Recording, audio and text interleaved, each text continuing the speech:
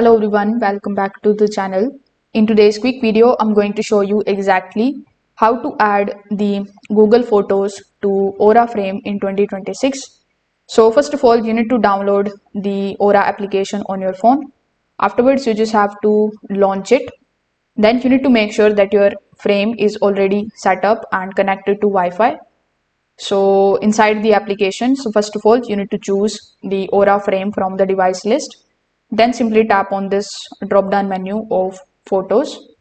Now here you are going to see a bunch of different options like camera, gallery, Google Photos. So among the given options, you need to select the option of Google Photos. If prompted, you need to basically sign in to your Google account and allow the access. Now you need to browse your Google photo library. You can select any individual photos, or you can also basically choose a full album. Tap on the photos that you want to upload. After doing so, you just have to simply tap on the option of add or auto add on the top right hand corner. You can also tap on the option of add, and your photos will start syncing to your frame.